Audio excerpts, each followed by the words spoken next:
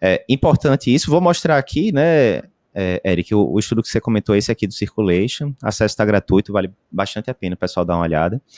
E aqui, só corroborando o que Eric disse, né, várias relações aqui que foram avaliadas, né, risco de infarto, de arritmia, revascularização, cardiomiopatia, tromboembolismo venoso, IC, todos eles aumentando, né, a curva em vermelho aqui era dos usuários, né, de anabolizante, e todos eles aumentando, e quando a gente vai aqui para esse gráfico que mostra também, né, como o Eric falou, a maioria aí dobrou, triplicou, mas cardiomiopatia chegou a aumentar em 9 vezes aí, né, a ocorrência, mais uma vez, isso aqui é ao longo de 10 anos, lembrar que eram pacientes jovens, né, então demora um certo tempo, a gente vai comentar isso depois, para as complicações surgirem.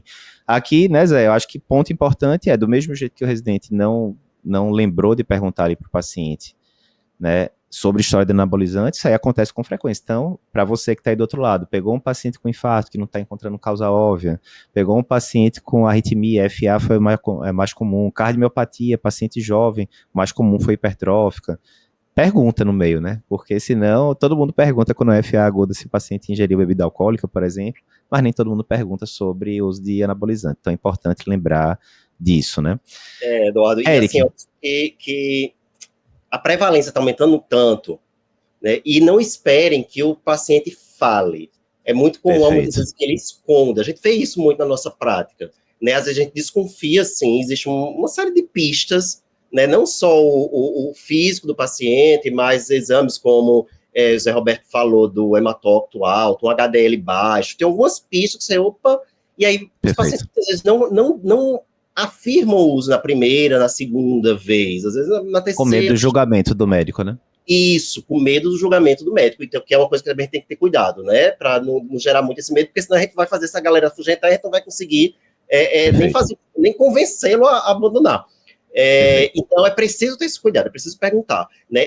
Uma coisa que chama muita atenção nesse estudo é esse aumento de risco em população jovem. A gente está falando de média de idade de 20 e poucos anos. É assustador, a gente vê tantos desfechos cardiovasculares, geralmente a gente está acostumado a ver isso numa população mais idosa. E a gente vê isso numa média de 20 e poucos anos, é realmente assustador. Acho que um ponto importante, Eric, quando a gente colocou dessa publicação lá, aí sempre vem os comentários discutindo a metodologia do estudo, que são bem importantes, mas alguns claramente enviesados, né?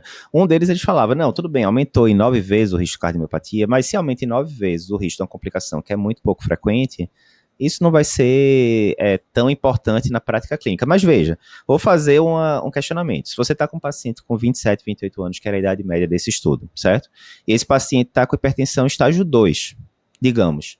Se você acompanhar esse paciente durante 10 anos, o risco de evento cardiovascular dele é grande? Não é, sinceramente não é, porque a gente sabe que no paciente de 20 e poucos anos com hipertensão, a bronca vai vir depois de 15, 20, 30 anos, mas chega, né? Você vai deixar de tratar um paciente com hipertensão estágio 2 porque ele tem 30 anos? Não vai, você vai tratar esse paciente com medicação, porque você não está olhando para os próximos 1, 2 anos do paciente, você está olhando para a vida toda dele. Então aqui é a mesma coisa, a gente está falando dessas estatísticas, e muitas vezes quando você vai ver lá a porcentagem no trabalho, foi pequeno realmente de complicação, mas são pacientes muito jovens.